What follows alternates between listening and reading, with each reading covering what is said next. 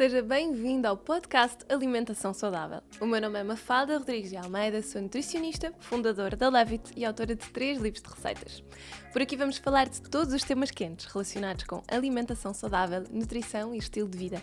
Vou receber convidados especialistas em temas como a organização das refeições, as boas práticas para a redução do desperdício ou o impacto que a alimentação tem no crescimento e no desenvolvimento. Quero que este podcast venha simplificar as suas escolhas alimentares e que lhe dê as ferramentas necessárias para que tenha uma alimentação mais nutritiva e completa.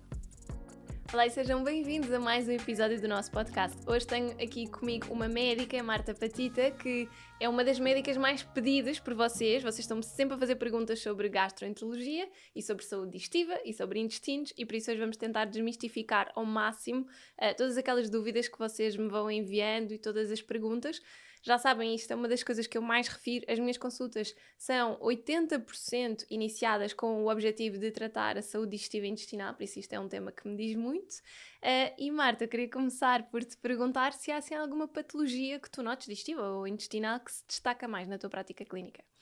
Bom, primeiro que deixa-me dizer-te que fico muito contente por saber que grande parte das tuas consultas são de problemas digestivos, porque a noção que eu tenho é que os doentes que chegam à minha consulta acham sempre que o nutricionista é apenas para aquelas pessoas que querem perder peso e como espero que vamos ver hoje, o nutricionista tem um papel central aqui nas patologias digestivas.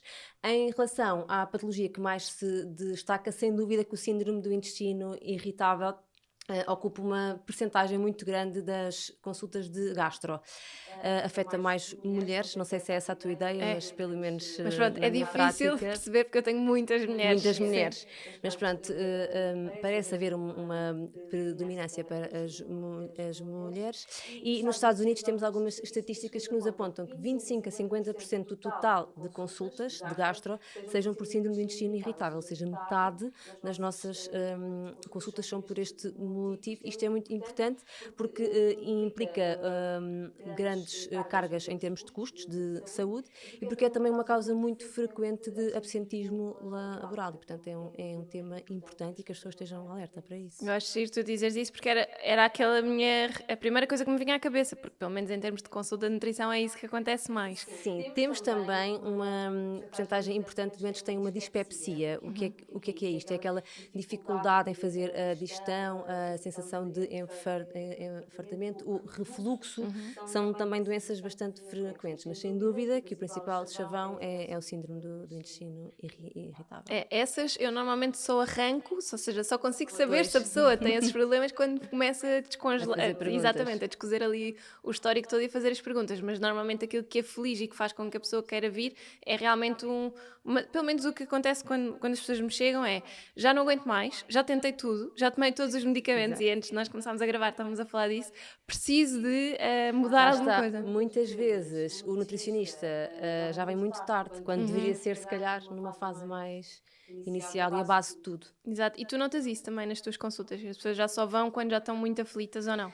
Sim, acontece muito as pessoas já terem ido a 5 ou 6 gastroenterologistas, ao médico de família, a médico de outras coisas, porque não conseguem encontrar uma explicação para os sintomas que têm. Às vezes também são pessoas que andam durante muitos anos com estes sintomas, acabam por achar normal ter estes sintomas e depois só quando há um ligeiro agravamento, por exemplo, em períodos de maior ansiedade, é que como os sintomas se agravam, nos procuram, mas chegam muitas vezes já com anos destes sintomas. Pois, já acham normalíssimo Exatamente, acabam terem por estas achar coisas. normal ter aquelas queixas. Exatamente. Exato. E que sintomas é que são estes? O que é que normalmente as pessoas se queixam mais? Pronto, o síndrome do intestino irritável tem sobretudo dois grandes grupos de sintomas. Temos a dor abdominal e temos esta dor que se relaciona com a alteração dos hábitos intestinais. Ou seja, nós temos critérios definidos para o síndrome do intestino irritável, que são os chamados critérios de Roma, que nos dizem que para termos o diagnóstico de síndrome do intestino irritável devemos ter uma dor abdominal, que acontece pelo menos uma vez por semana, que tenha uma duração de pelo menos 3 meses para trás. Isto é fácil, todas as pessoas que nos chegam já têm mais de 3 meses, não é? Sim. E que esta dor se associa a 2 de 3 características: estar relacionada com as dejeções, haver uma alteração na frequência de injeções, irem mais vezes evacuar ou menos, e haver também uma alteração na aparência ou na conformação das fezes. Ou seja, as pessoas têm uma dor, esta dor pode ser uma dor tipo cólica, pode ser uma dor mais constante, tipo moinha, muito intensa, há uma grande variabilidade naquilo que os doentes sentem em termos de dor, mas a dor é o sintoma central. É o chavão. E esta dor associa-se muitas vezes a uma sensação de barriga inchada, de distensão abdominal. As pessoas dizem-nos muitas vezes que têm mais gás, têm mais flatulência, queixam-se muitas vezes de acordar com a barriga lisinha e ao final do dia já ter a barriga inchada, tudo isto se associa à dor. E depois temos, juntamente com a dor, pessoas que têm mais diarreia, que é o síndrome do intestino irritável associado à diarreia, em que têm as digesções mais moles e mais vezes ao longo do dia. Temos as pessoas que têm a dor associada à obstipação. Temos as pessoas que têm um padrão misto, ou seja, que alterna entre a diarreia e obstipação, e depois temos ainda um quarto subtipo, que são aquelas que não se encaixam bem em nenhum destes, e portanto são estes os principais sintomas, e variam muito de pessoa para pessoa, mas basicamente são estes. É isso é o que eu noto também. Há sintomas que são chave e que realmente nós notamos que as pessoas têm aquele, preenchem aquelas caixinhas. E depois há casos de pessoas que só têm coisas muito soltas. Ou seja, não se queixam propriamente da dor, mas estão sempre com essa questão da flatulência ou da distensão abdominal. Ou Falam em desconforto, não é? Em vez de é, dor, aquela sensação de exatamente. E desconforto. portanto, às vezes é um bocado mais difícil diagnosticar, não é? Exatamente. E Porque depois também é importante referir que há pessoas que têm estes sintomas do intestino irritável e que se associa a queixas noutros órgãos, por exemplo, dores nas Uhum. articulações, como a fibromialgia, a tal dispepsia, a dificuldade em fazer a digestão, pessoas que se cansam de cansaço crónico e também pessoas que se queixam, a par disto, de queixas de ansiedade e de depressão, ou seja, o síndrome do intestino irritável pode associar-se depois a queixas a outros níveis sem ser só no trato digestivo. Não sei se há um que te reportam, pelo menos a mim falam muito disso, que é uma sensação de cansaço extremo É a depois da. fadiga crónica. Sim, e sobretudo ao acordar, parece que o sono não Já serviu para não é nada. sono reparador, já acordam Exato. cansadas, A sim, pessoa já sim. está É muito sempre. frequente, sim. Pronto. Porque há uma coisa que eu noto também com a nutrição, que é, além das pessoas se associarem muito à questão da perda de peso, é acharem que os sintomas são só ali de uma coisa. E na medicina é igual, não é? Tu tens Sim, um sim, problema sim. articular, tens um problema articular, tens uma dor na articulação, não tem E nada a às ver com o vezes a intestino. causa do problema está bem atrás e aqui é a mesma coisa, ou seja, está bem provado que há uma interação entre o nosso cérebro e o intestino, há mesmo uma coisa em medicina e fora dela que se chama o eixo cérebro-intestino, e eu costumo dizer aos meus doentes que temos que pensar que o intestino é um segundo cérebro. Uhum. O nosso sistema entérico, o nosso sistema nervoso entérico é tão complexo e tem tantas terminações nervosas que nós somos muito sensíveis a outros estímulos, como por exemplo a ansiedade. Portanto, às vezes a causa dos nossos sintomas digestivos não está diretamente relacionada com o tubo digestivo. E as pessoas admitem-te isso, porque isso é uma coisa que é Não, difícil para mim habitualmente é mudar. preciso trabalhar, é preciso criar alguma relação médico-doente, ir tranquilizando o doente e desmistificando. E às vezes é preciso fazer alguns exames também para as pessoas perceberem que é uma patologia funcional.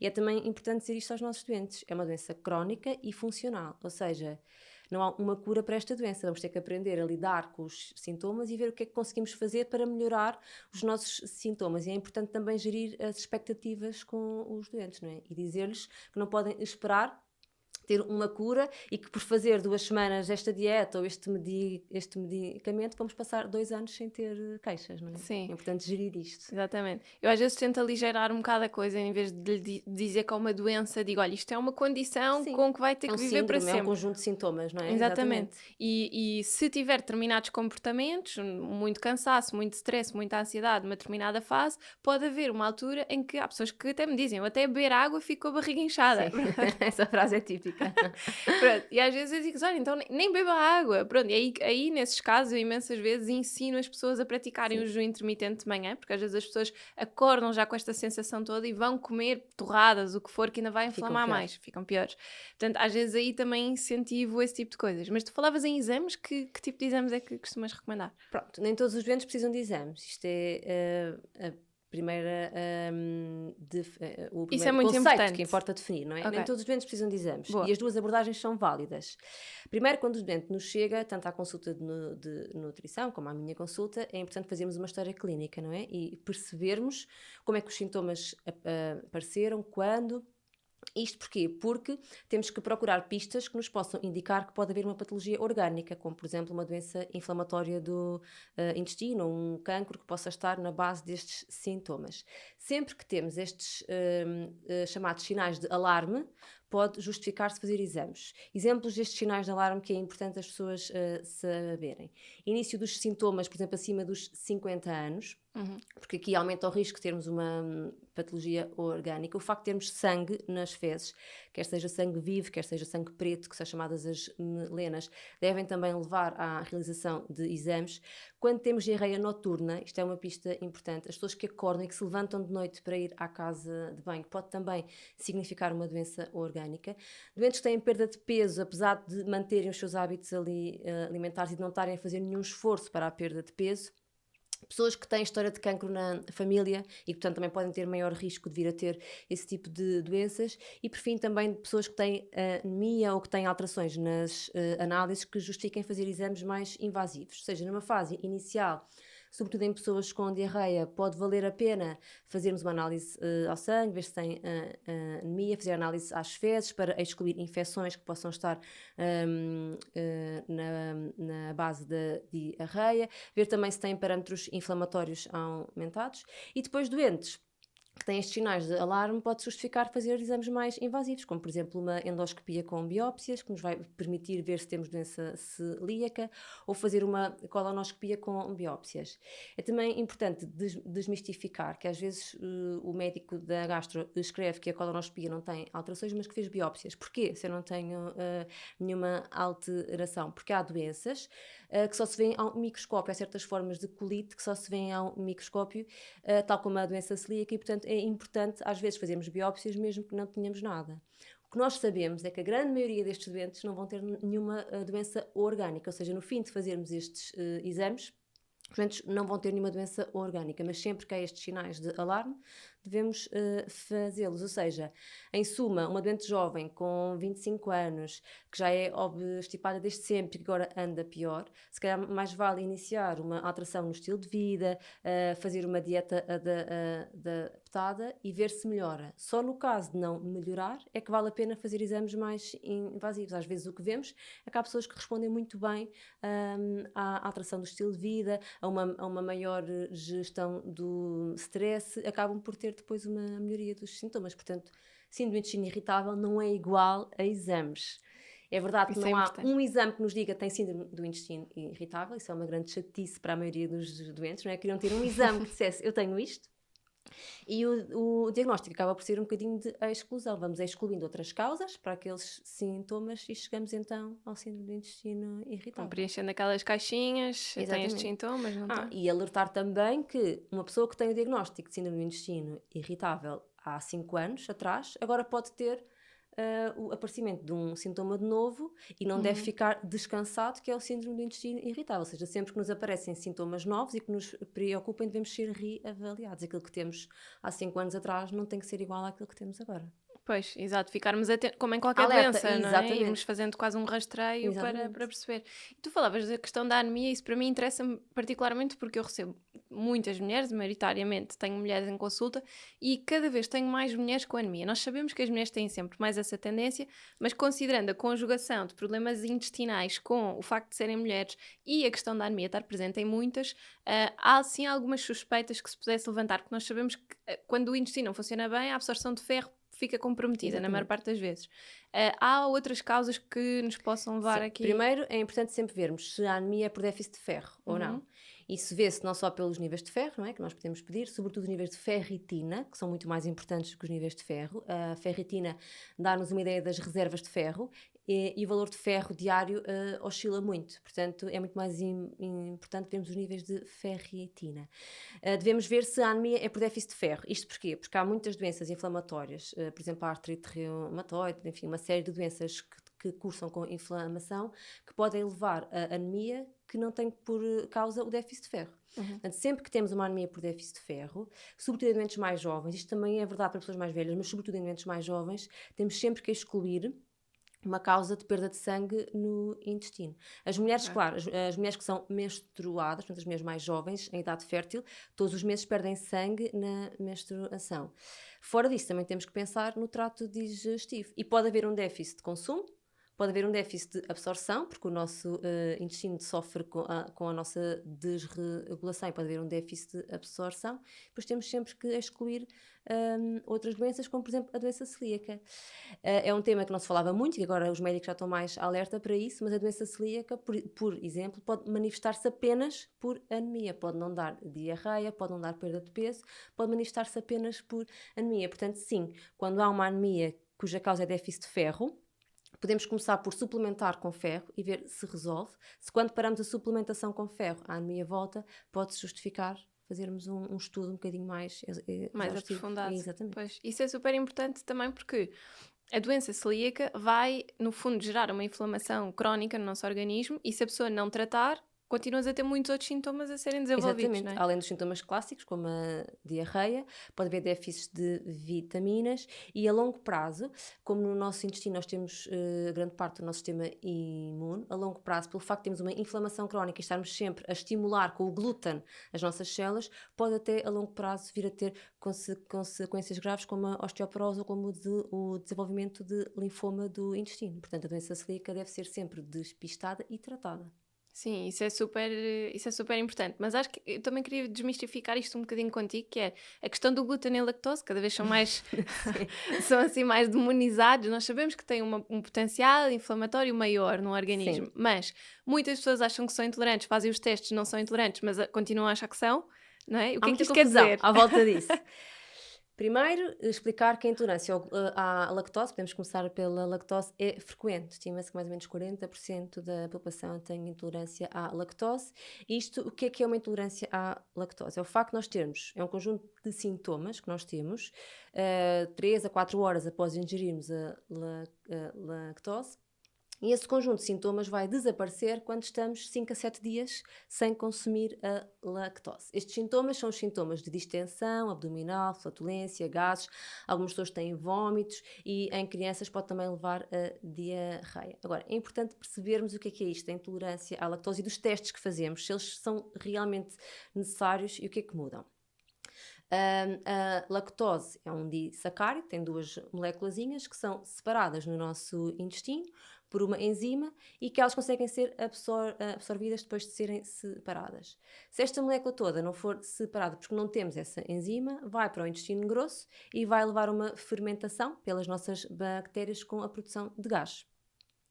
Quando temos déficit desta tal enzima, vamos ter uma coisa que se chama a malabsorção da lactose.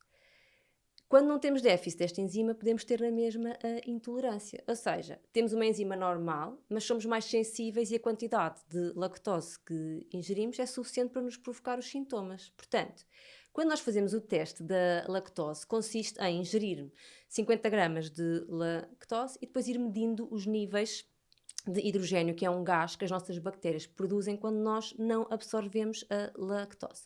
E vamos medir esses níveis ao soprarmos para um tubo 1 hora, 2 horas, 3 horas depois de ingerirmos.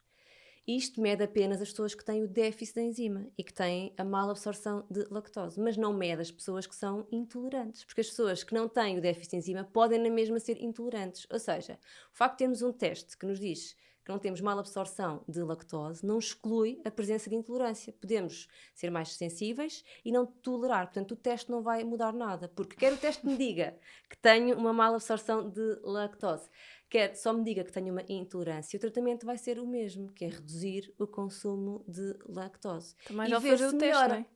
Mais Ou vale fazer seja, o que dizias o dos teste, 5 dias. exatamente, o teste não tem muita aplicabilidade, mas vale fazermos uma prova, aquilo que nós chamamos de uma prova terapêutica, que é reduzir a lactose. Não é preciso retirá-la a 100%, não sei se concordas comigo. Sim, sim, E sim. o que eu costumo aconselhar é, além de irem ao nutricionista, claro, fazer uma redução mais drástica ao início e depois ir introduzindo aos poucos e ver até que ponto é que toleram ou não. E consumir os alimentos que caracteristicamente têm lactose, mas em quantidades mais Mais pequenas. pequenas, exatamente, Um não é bocadinho mais preciso curados. reduzir. Exatamente. Se calhar um Outra coisa kefir em vez de um iogurte. Exatamente. Outra coisa importante é pensarmos que podemos ter uma intolerância não à lactose, mas, por exemplo, às proteínas de leite de vaca. Isso o teste também não nos diz, não é? E, portanto, é importante as pessoas terem em mente que há aqui estas duas coisas diferentes. Depois, em relação ao glúten, há uma grande confusão entre intolerância ao glúten, doença celíaca, portanto são coisas diferentes. Uma coisa é a doença celíaca, em que há uma alergia ao glúten, há uma reação inflamatória grave, que é provocada pelo glúten, que leva a uma inflamação grave do intestino e que tem alterações nas biópsias do intestino e mesmo em marcadores no nosso sangue que nos podem indicar que temos doença celíaca. E depois há a intolerância ao glúten não celíaca. É a mesma coisa do que a lactose, não há nenhum exame que nos diga. Aquilo que é mais importante é vermos se reduzirmos o consumo de glúten, e não é preciso ir a correr comprar todos os produtos sem glúten, é só Exato. tentar adaptar e reduzir o consumo de glúten, não é? Isso é o que eu digo. Não é para ir comprar produtos sem Exato. glúten, é para não comer. Exatamente. Comer outras coisas. Exatamente, e é aí que o nutricionista também é importante para ajudar a adaptar, não é, a dieta. É a mesma coisa, é tentar reduzir o consumo de glúten e ver se os nossos sintomas melhoram ou não. E não há nada melhor do que esta prova, ou seja, em termos terapêuticos, aquilo que nos interessa é saber se os nossos sintomas melhoram quando reduzimos o consumo. Portanto, eu, na minha prática diária, não costumo pedir os testes de intolerância à lactose, apesar dos doentes pedirem muito e de chegarem muitas vezes já com esse teste feito. Para mim, não me interessa. O que me interessa é se as pessoas melhoram ou não melhoram quando reduzem o consumo. Isso é o que eu noto também, porque, por exemplo, eu fiz os testes na altura por recomendação do meu médico, tanto um como o outro davam negativos, ou seja, não havia a intolerância, mas os sintomas estão lá e, portanto, Exatamente. a conversa com o médico foi exatamente nesse sentido. Olha, os sintomas não estão aqui, os sintomas estão aqui, apesar dos testes darem negativos, portanto, os sintomas dizem tudo, não é? Nós temos é que aprender a viver com isso e não pensarmos que não temos a intolerância e, portanto, a causa estará noutra coisa qualquer. Exatamente, ou seja, não podemos descartar a lactose ou o glúten como uma causa dos nossos sintomas só porque um teste é normal. E isto é importante desmistificar. Exato, porque não há teste mais válido do que acabarmos de comer uma torrada ou um prato de massa e percebermos se Passado ficamos... 3 horas estamos péssimos. Exatamente, distensão abdominal, etc. Pronto.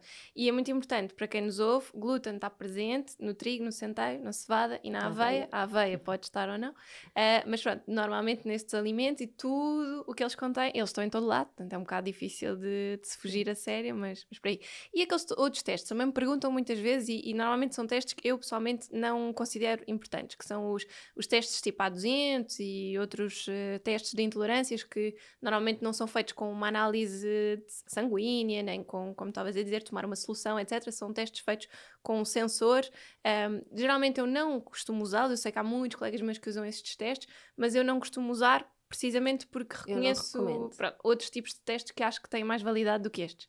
Eu não recomendo esse teste e sempre que há dúvida, por exemplo, em termos de intolerâncias ou mesmo de alergias alimentares, eu encaminho os doentes para um alergologista, melhor do que eu, será a área que pode fazer esse tipo de testes ou pode selecionar melhor os testes. Eu não costumo recomendar. Exato. E há outra coisa que também queria perguntar. Na altura, aqui há um tempo, eu tenho síndrome de cólera irritável e tinha uma inflamação muito ativa e na altura tive 2 reações de edema da glote com atum fresco. Pronto, e fui ao meu alergologista, tivemos a fazer os testes todos, fizemos o teste com as soluções e depois até chegámos a fazer o teste com o atum mesmo, a picada no braço através do atum para percebermos. E havia um sinal de alergia mínimo, mas era assim uma coisa, ele dizia mesmo, isto deve ter sido uma inflamação que foi desencadeada, uma reação alérgica desencadeada pela inflamação intestinal. Isto é possível? O que é que acontece? Nós, no nosso intestino, o nosso intestino é um tubo, não é? E acaba por ser uma barreira àquilo que nós comemos, não é? Quando temos uma inflamação do intestino, que é porque temos alguma doença, que é porque andamos mais ansiosos e temos a nossa microbiota, a nossa flora mais alterada, a nossa função de barreira acaba por estar um bocadinho menos ativa, digamos assim, e o nosso sistema imune acaba por ter contacto com certas partes e com certos antigénios dos alimentos que por norma não tem. Ou seja, quando nós estamos bem, não temos nenhuma inflamação, aquele alimento não é apresentado ao nosso sistema imune, e quando estamos mais frágeis, quando essa função de barreira não está tão patente, acabamos por ficar mais suscetíveis, não é?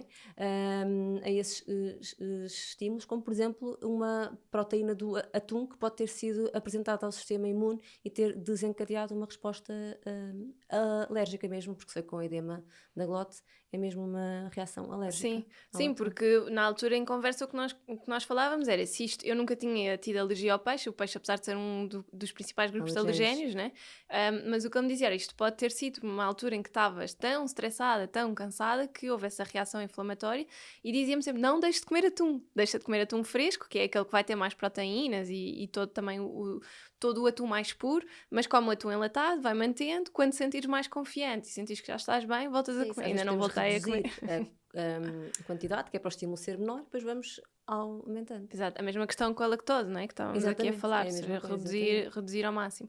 E às vezes há pessoas que se assustam muito com este tipo de coisas, não é? Porque pensam, agora fiquei alérgica a isto ou fiquei intolerante. E eu Sim. tenho muitas pessoas que desenvolvem medos alimentares por E que causa deste nunca mais mal-estar. comem, Nunca mais nunca com. mais vou comer, nunca mais posso comer. Eu costumo dizer aos meus doentes que não podem ser escravos da alimentação, não é? Ela é Sim, super importante, é a base do tratamento de tudo, está sempre presente. Podemos dar fármacos, mas ela está sempre presente, mas também não devemos ser escravos disso, não é? O eu nunca mais posso comer, só mesmo para alergias bem comprovadas. De resto, acho que as sim. pessoas devem ir Mas tentando, o medo é uma coisa, um é instinto incrível, não é? É que paralisante bloqueia. mesmo nestas coisas, porque às vezes eu estou ali só a tentar convencer a pessoa, coma isso outra vez, tem que Tentar, experimentar, sim, não é? exatamente. E também incentivar a um consumo destes alimentos em momentos em que nós estamos bem, ou seja, se a Exato. pessoa estiver a passar por uma fase muito estressante, se for Enquanto comendo. pior dos seus sintomas, se calhar mais vale deixar para outra fase. Exatamente, porque se calhar não vai ficar tão bem quando consumir estes alimentos. Exatamente. Isso acontece muito depois de aplicar a dieta FoodMap nas consultas, Sim, quando vamos as pessoas estão em fase de reintroduzindo. teste, exato, e depois dizem, bem, fiquei tão mal quando Mas a introduzi ideia é mesmo aquele. essa, não é? É Exatamente, percebermos quais são os alimentos que nos deixam piores.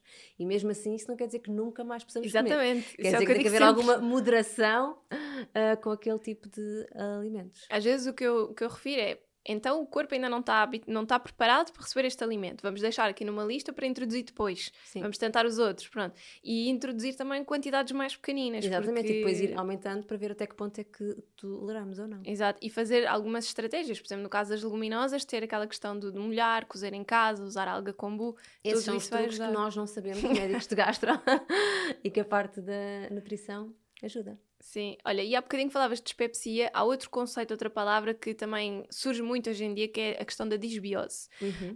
E com esta questão da disbiose, eu pelo menos eu vou aconselhando muitas vezes o tratamento da disbiose em consulta, porquê? Porque mais uma vez, mulheres, acabo por ter muitas mulheres que têm problemas intestinais associados também depois a problemas como infecções urinárias, infecções vaginais, ou seja, eu noto que há uma disbiose entre a flora vaginal e a flora intestinal. Isto é uma coisa que tu também notas muito em consulta, notas que há aqueles sintomas que é assim meio disbiose, mas não é bem síndrome de Sim, caverna irritada, ou não? sim, e depois é um bocadinho difícil nós conseguimos dizer que naquele doente há disbiose, ou seja, isto para as pessoas entenderem, nós temos trilhões de bactérias no nosso tubo digestivo, desde a boca até ao ânus, sobretudo mais no cólon, é a área que tem maior número de micro-organismos. E esta flora é relativamente estável ao longo da nossa vida, mas pode ser influenciada por alguns fatores. O tipo de parto, o tipo de dieta, se nós consumimos alimentos mais processados ou menos, o açúcar. É também influenciada por toxinas, pelo tabaco, por alguns poluentes. E, portanto, ela é relativamente estável, mas em determinados momentos da nossa vida pode haver um desequilíbrio nesta flora. O que é normal é as pessoas terem uma maior quantidade de dois grupos de bactérias e uma menor quantidade de outros grupos. E este grupo major ajuda-nos a manter o equilíbrio. E há uma interação constante entre o nosso corpo, entre o ambiente e entre a nossa flora. Quando há uma desregulação desta flora, é normal que esta interação mude e podem surgir doenças. Até há poucos anos nós sabíamos muito pouco sobre a nossa flora. Hoje em dia, com a quantidade de testes genéticos e testes moleculares que temos vindo a ter conhecimento cada vez maior e tem havido um boom de informação sobre isto e sabemos que há muitas doenças podem estar relacionadas com alterações da flora. Se nós pensarmos que o nosso tubo digestivo é enorme, e que tem uma quantidade de células imunes ainda maior, percebemos facilmente que uma desregulação da nossa flora vai levar a uma desregulação não só no intestino, mas a nível sistémico. Se nós temos mais bactérias que produzem promotores da inflamação, vamos ter mais inflamação não só no intestino, mas também a nível sistémico. E, portanto, muitas vezes temos estas alterações no intestino associadas a outras alterações da pele, da vagina, a Pois candidíase, era por isso que te ia exemplo. perguntar Esse tipo de também. queixas Queda de é cabelo, muito não é? frequente, a queda de cabelo. Portanto, se nós pensarmos que a flora não atua só no intestino e tem consequências a nível sistémico, vamos perceber que é lógico que hajam alterações noutros órgãos. Isto ainda está muito caminho por desbravar, não é? Temos muitos estudos hoje que dizem que sim, e amanhã sai um estudo que diz exatamente o contrário deste que saiu, não é? Temos muita informação dispara ainda, mas tem evidência crescente de que a nossa flora bacteriana do intestino influencia outras áreas. Isso é o problema da medicina, é o problema da nutrição. Sim, não é? Temos também que ser críticos e perceber que aquilo que sabemos hoje não vai ser igual àquilo que sabemos daqui a 2 anos, não é? E temos muitos estudos contraditórios nesta área porque é muito recente. É Sim, ainda muito exato. recente. Temos muitas funções da microbiota que nós ainda não sabemos. Não é? Pois, Porque estamos sempre a descobrir mais funções e mais funções, e também temos visto, isto é feito com a análise das fezes, em que comparamos fezes, a microbiota de doentes considerados normais ou saudáveis e de doentes com certas patologias, como por exemplo doença de Crohn ou colite ulcerosa, e vemos que há uma tendência para haver alterações semelhantes na flora dos doentes que têm este tipo de doenças. sim, é como na questão da gestão do peso. As Exatamente. pessoas que têm Até excesso de já peso se têm fala no alterações. transplante de microbiota fecal, que é um transplante de fezes, de pessoas que são muito magras, não é? Para pessoas que são mais gordinhas, vamos lá ver no que é que isto dá. É isso mesmo, Fazem é ratinhos. exatamente, fazer o transplante de microbiota fecal, que é um transplante de fezes, de uma pessoa para outra. Isto já se faz em humanos em algumas doenças, não ainda para perda de peso, mas já se faz em algumas doenças, e começamos a perceber que de facto a microbiota influencia com imensas áreas. Não te digo que isso não tivesse sucesso para a perda de peso. Não tenho dúvidas. Se as pessoas fazem As plásticas pessoas e se querem sujeitam tudo. a isso, de certeza Exatamente. que faziam um transplante fecal. Exatamente. Isso já se usa para algumas doenças. Pois, exato. Mas eu percebo isso em questões de saúde. Para a questão de gestão de Sim, peso custa sim. um bocado mais a aceitar, mas Mas pronto, isto percebo que se para fizer. percebermos que a microbiota influencia de facto imensas coisas. Exatamente. E há uns estudos também que têm mostrado que pode influenciar aquilo que dizias da dispepsia, não é? Portanto, a questão do refluxo pode começar também com problemas na parte da microbiota, Sim. na parte mais intestinal, não é? Também pode Sim, vir daí. pode-se refletir em cima, E exatamente. pode dar origem a que a pessoa tenha uma tendência maior para desenvolvimento da Helicobacter ou não? Isso não está Não. provado em termos de Helicobacter. Helicobacter é a infecção bacteriana crónica mais frequente no adulto. E, portanto, no humano, digamos assim, porque ela até é bastante frequente em crianças.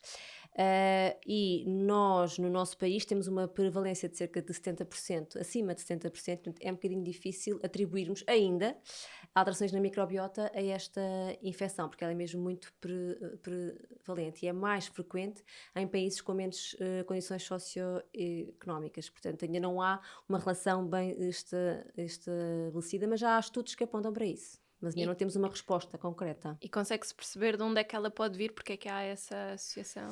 Essa associação entre... Aquilo que estavas a dizer, em países que têm um nível Sim, socioeconómico mais baixo. porque a transmissão desta bactéria é fecal-oral.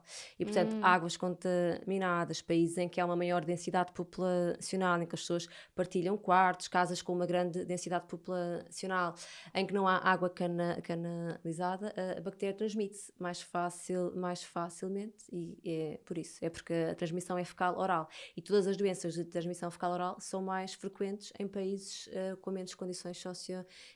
Para termos uma ideia, há uma prevalência de Helicobacter em países desenvolvidos de 20% a 40%, e nos países subdesenvolvidos pode chegar aos 80%. Portanto, ela é mesmo muito frequente. E no nosso país é muito frequente. Pois era termos isso que eu ia Helicobacter. dizer, é muito frequente em É muito Portugal. frequente ainda. E agora quem nos sim. está a ouvir vai-se assustar um bocadinho. Não, vem também de tempos atrás, não é? Se calhar nos últimos 20 anos evoluímos imenso em termos de condições socioeconómicas, mas em 2017 Foi o último estudo que eu vi que tinha uma taxa de prevalência de 70%. Portanto, ainda é bastante. Em Portugal? Em Portugal, Ainda? em Portugal. É muito frequente no Pois. nosso país e é por isso que é tão frequente as pessoas chegarem à consulta a falar nela, não é? Sim, e Helicobacter. uma coisa que em casa, como é que tu dirias que a pessoa pode ser nos restaurantes, pode ser Pode ser. um bocadinho de Primeiro, tudo? por exemplo, imaginamos as crianças, não é? Não lavam as mãos com a quantidade de vezes que nós lavamos, partilham brinquedos, nadam em rios que podem não ser potáveis e engolem água. Portanto, o mais frequente é a contaminação até ser em idade na infância, em que não há Uhum. tanto cuidado com a higiene. E depois, alimentos crus, alimentos mal lavados, podem ser contaminados com água, que não é potável e, portanto, mesmo nesses sítios, Ok. se comemos, por exemplo, um legume cru que não foi bem lavado, pode estar com água, com helicobacter, não é? E é assim que Exato. se faz a transmissão. Então, da mesma maneira que nós falamos normalmente nas hepatites A, etc., quando vamos viajar para países deste estilo, também nos devíamos preocupar com a probabilidade de A questão é que, contaminação. quando vamos viajar para esses países em idade adulta ou jovem, já fomos contaminados em crianças. É o mais Ah, frequente. ok. É sermos contaminados sempre até aos 10 anos. É bastante Então a frequente. probabilidade de nós termos e não sabermos é muito grande, ou não? Exatamente. Se pensarmos que 70% da população tem, quer dizer que numa sala com 10 pessoas, 7 vão ter helicobacter. Pois. Portanto, E muita é, gente tem e não sabe. E acaba e é por descobrir. aquele teste que eu uma vez fiz esse teste também por causa dos sintomas intestinais todos que tinha, e é um teste caríssimo, aquele não Há é. 4 formas, não é? Eu fiz Podemos aquele do fazer sopro. o do sopro, é um teste caro, é verdade. Depois temos as biópsias, sempre que fazemos uma endoscopia, aproveitamos e fazemos biópsias para ver se a pessoa tem, não é?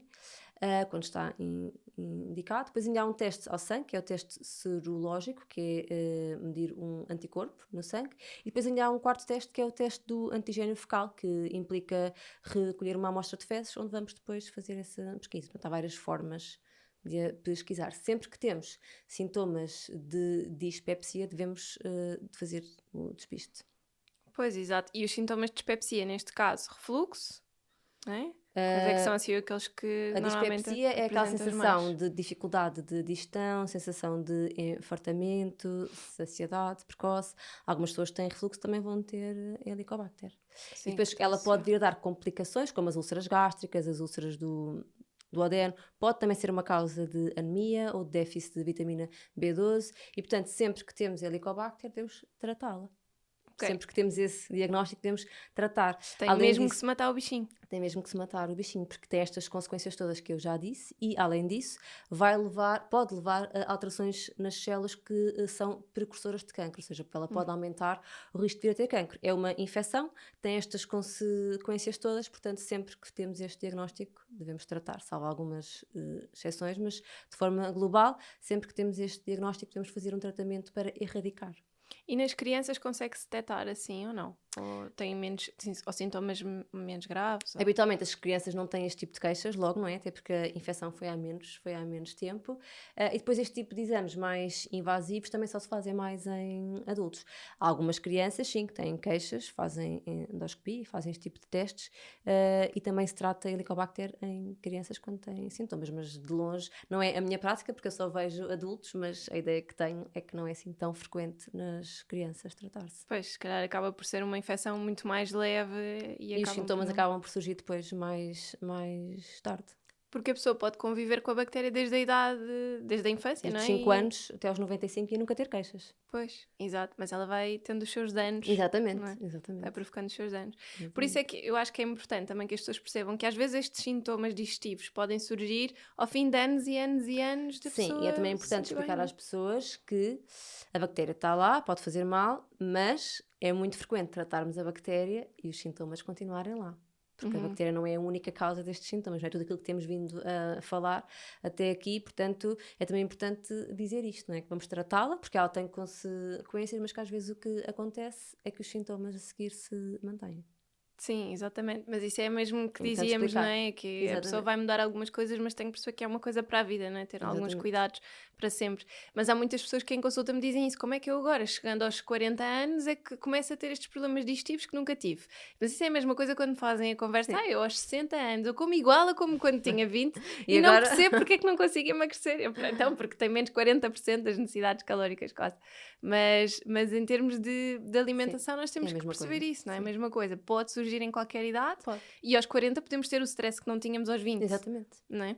E falando em stress, há assim alguma coisa que tu notes que são práticas que as pessoas têm, por exemplo, esta questão da ansiedade, que são difíceis de depois convencer a pessoa a mudar? Isso para mim é sempre um desafio, porque eu Sim. peço sempre. Primeiro é difícil que as pessoas assumam que isso pode ser uma causa, não é?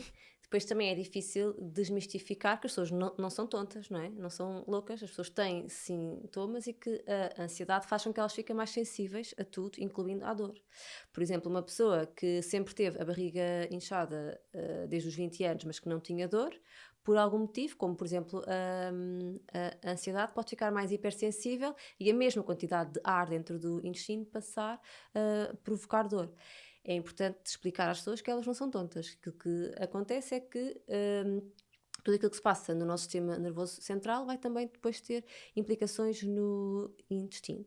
Depois é também importante desmistificar que pode ser importante haver um apoio na gestão deste stress, não é? Consultas com psicólogos e que às vezes no tratamento do síndrome do intestino irritável, em que o estilo de vida e a nutrição estão na base, depois vamos tendo alguns fármacos que nos podem ajudar, que são sempre segunda e terceira linha, mantendo na mesma os cuidados com a dieta.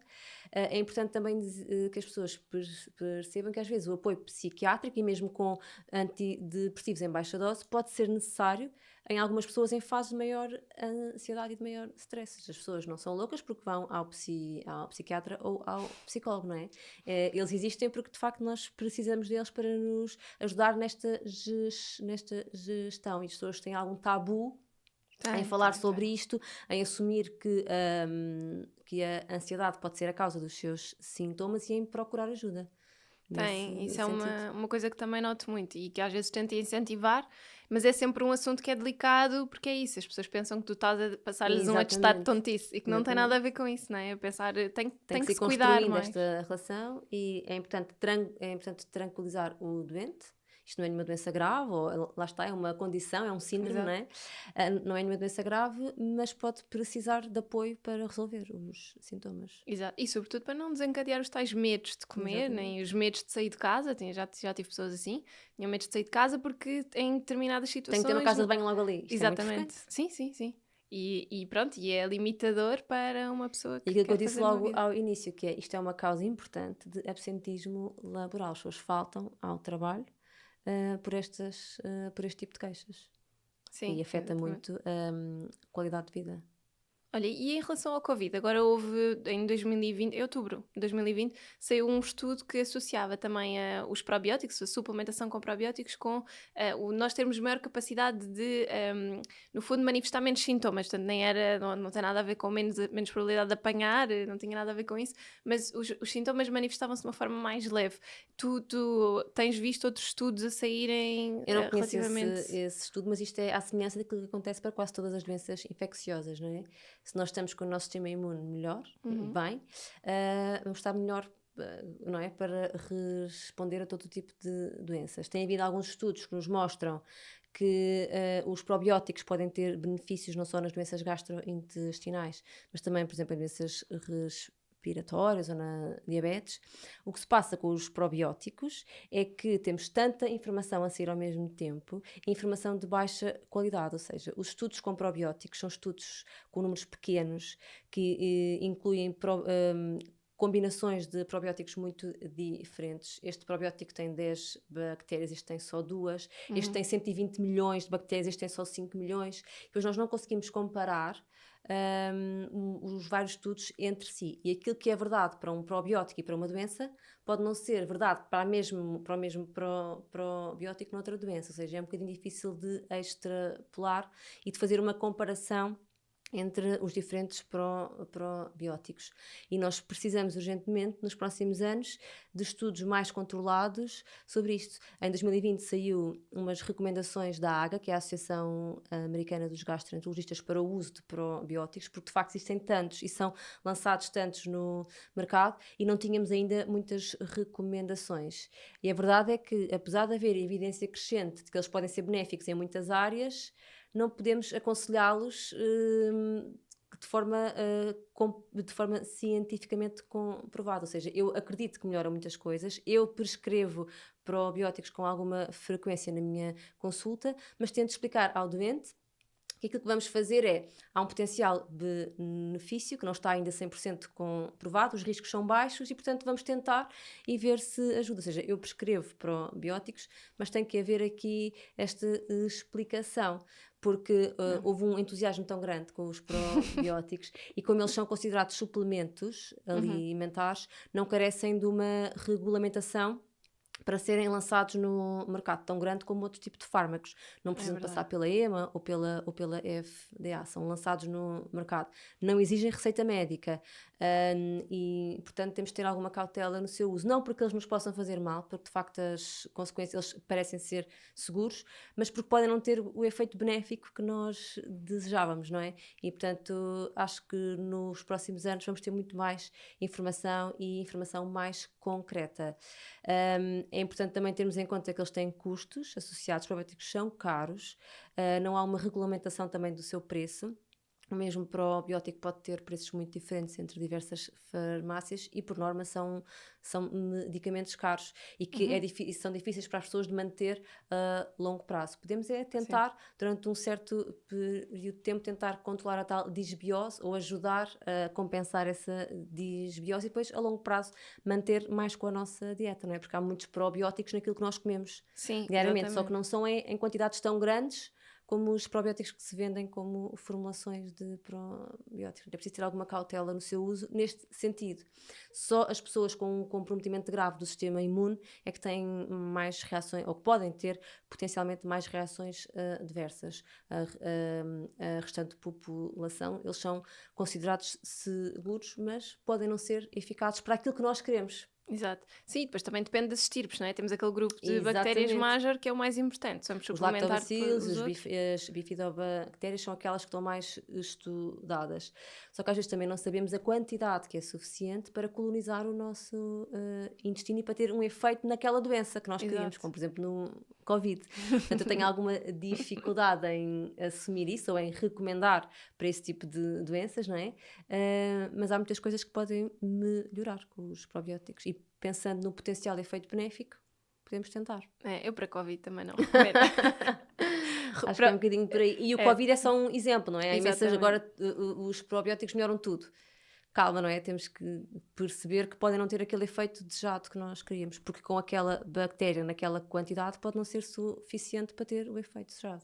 E não são milagrosos, não é? Há pessoas que me perguntam se podem continuar a tomar porque durante aquele mês conseguiram corrigir uma obstipação. Não foi o probiótico que corrigiu a obstipação sozinho. Exatamente. Foram várias outras... É um adjuvante, é um complemento, não é? São várias coisas juntas. E aqui é a mesma questão. O probiótico também, eu recomendo também, vou prescrevendo. E normalmente uns que têm poucas estirpes diferentes, porque já sei que aquelas são aquelas que nós precisamos um bocadinho mais. E acho que é realmente um suplemento que funciona bem, mas eu acredito que daqui a uns anos nós em Portugal vamos ter muito promissora. mais... Sim, e vamos ter também muito mais o hábito a entrar na nossa alimentação diária de ter kombuchas, de ter kefir, de ter miso, alimentos que já têm alimentos que têm naturalmente. Nós só comemos iogurte praticamente na alimentação mediterrânica e podemos ter muitas outras coisas que nos fornecem. E aquilo que eu noto é que os gastroenterologistas, pronto, na minha área, acabam por recomendar 2 ou 3 ou 4 com que já têm mais experiência, porque de facto a informação é imensa e não conseguimos ter uma noção nem compará-los entre eles. Acabamos por usar aqueles com quem já temos uma melhor experiência. Sim, acredito que quando passarem mesmo a esta categoria de medicamentos seja mais fácil, não é? Em vez de ou quando forem mais regulamentados e sabemos que estas estirpes atuam nesta doença, podem melhorar, mas ainda estamos um bocadinho longe disso. Estamos a caminhar nesse sentido, mas ainda é preciso um bocadinho mais de evidência. Agora o que aparece é melhor a nossa sensação de bem-estar. Que já é bom, atenção, já é bom. Marta, agora tenho feito sempre assim com todos os convidados. A última pergunta é sempre para o Patreon, portanto, quem subscrever aqui o Ok. nosso Patreon vai ter acesso, no fundo, às dicas que a Marta nos vai dar e aquilo que nós vamos falar é um bocadinho os 3 principais comportamentos que nós podemos ter para melhorarmos a nossa saúde digestiva, se estivermos perante estes sintomas ou se quisermos realmente tentar melhorar aqui a nossa saúde digestiva de uma forma geral. Por isso, se quiserem ouvir, têm que subscrever o Patreon, vão lá ter connosco, vão ouvir e fazer também as vossas questões. Ficam com acesso aos próximos convidados e podem de antemão também fazer as perguntas que vocês quiserem, por isso é sempre uma coisa boa. E esta mais-valia damos sempre também a quem nos apoia, a quem está desse lado. Obrigada por terem ouvido, espero que tenham gostado. Ativem as notificações, façam os comentários, deem-nos avaliações. Isso ajuda-nos sempre a traçar o melhor caminho para ir mais de encontro àquilo que vocês procuram.